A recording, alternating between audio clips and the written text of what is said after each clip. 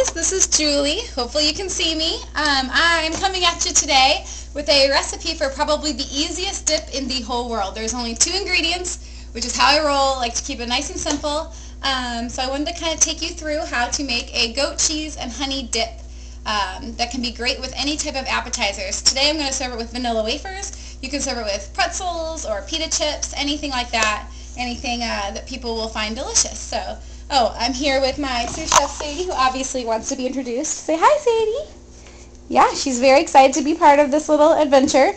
She's a big fan of goat cheese and honey dip, mainly the goat cheese and any cheese, just like her mama. Alright, so let's get this started. These are my 2 ingredients.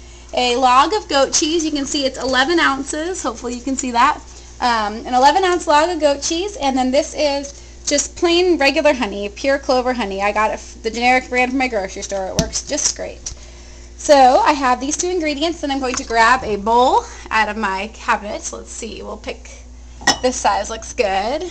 Something relatively, it's my same pomegranate seed bowl for those of you video followers. Okay, so we will now take the cheese. I'm going to set this up here so you can kind of see what I'm doing. Hopefully it'll balance. Okay, so we have the cheese log, and I've already cut it open beforehand to be nice and efficient. Alright, then we split open the cheese log and put it into our bowl, just like that. I like to kind of break it up a lot. Goat cheese is really soft, so it makes it very easy to do that. Nice and crumbly. You can kind of see what I'm doing in here. Just crumbling up some goat cheese into the bowl.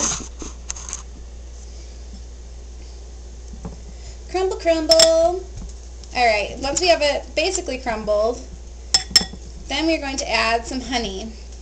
For an 11-ounce log of goat cheese, just going to wash my hands really quick. For an 11-ounce log of goat cheese, I like to use about half of a cup of honey. It's not an exact science, so feel free to play around and use whatever amount of honey you think sounds good. So here we go. Let's add some honey to the mix.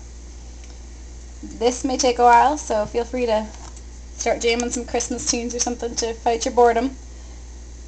You know, I could probably open the honey cap. 1 second.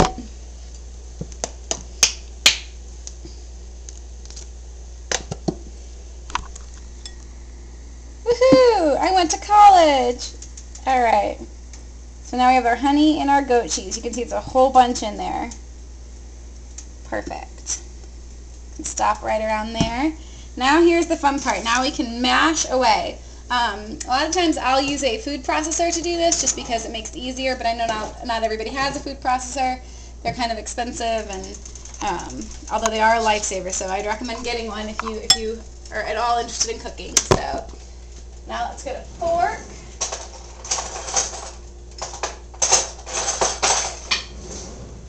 A big fork. And then mash away and just continue to do this until your arm falls off, you get too hungry that you can't wait any longer, or until it's actually well blended, which is what I would recommend. So just keep going and going. It doesn't have to look like a perfect dip or anything. If you do blend it with the food processor, it'll look much, much more smooth and creamy, but it will still taste just as good if you just continue to mash and mash and mash away. And that's all you have to do. It's also delicious if you add some candied nuts. I love walnuts or pecans.